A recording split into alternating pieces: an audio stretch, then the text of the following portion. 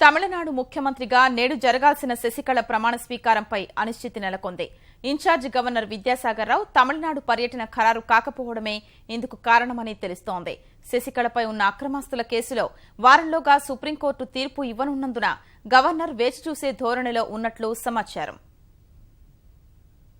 అన్నాడీఎంకే శాసనసభాపక్ష నేతగా ఎన్నికైన శశికళ తమిళనాడు ముఖ్యమంత్రిగా ప్రమాణ స్వీకారం వాయిదా పడే సూచనలు కనిపిస్తున్నాయి. ఇవాళ ప్రమాణ స్వీకారానికి చెన్నైలోని మద్రాస్ యూనివర్సిటీ సెంటినరీ ఆడిటోరియంలో ఏర్పాట్లు చేస్తున్నప్పటికీ ముహూర్తం ఖరారు కాలేదు. తమిళనాడు ఇన్ఛార్జ్ గవర్నర్గా ఉన్న విద్యాసాగర్ రావు రాష్ట్ర పర్యటన ఖరారు కాకపోవడమే ఇందుకు కారణం. ఫలితంగా శశికళ ముఖ్యమంత్రిగా ప్రమాణ స్వీకారం ఎప్పుడు చేస్తారనే విషయంపై సందిగ్ధత నెలకొంది.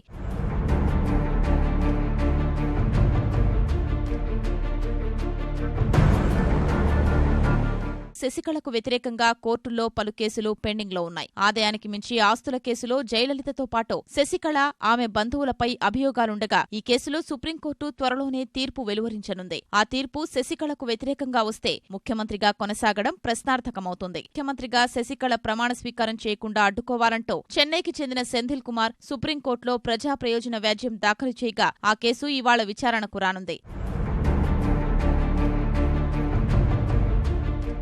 జయలలిత అక్రమాస్తుల కేసులో శశికళ దోషిగా తేలితే ఆమె ముఖ్యమంత్రి పదవి నుంచి వైదొలగాల్సొస్తుందని, అదే జరిగితే రాష్ట్రంలో శాంతి భద్రతలకు విఘాతం కలుగుతుందని పిటిషనర్ తెలిపారు. ఈ కారణాలతో శశికళ ప్రమాణ స్వీకారం విషయంలో గవర్నర్ వేచిచూసే ధోరణిని అవలంబిస్తున్నారనే వాదన వినిపిస్తోంది. ఈ అంశంపై న్యాయ సలహా కూడా తీసుకుంటున్నట్లు తెలుస్తోంది. ఇవాళ కోయంబత్తూర్లోని ఓ విశ్వవిద్యాలయంలో జరిగే కార్యక్రమానికి గవర్నర్ హాజరు కావలసి ఉన్నప్పటికీ అది రద్దయినట్లు యూనివర్సిటీ ప్రకటించింది. రాత్రి వరకు ఢిల్లీలో ఉన్న గవర్నర్ అక్కడి నుంచి నేరుగా ముంబై వెళ్లారు.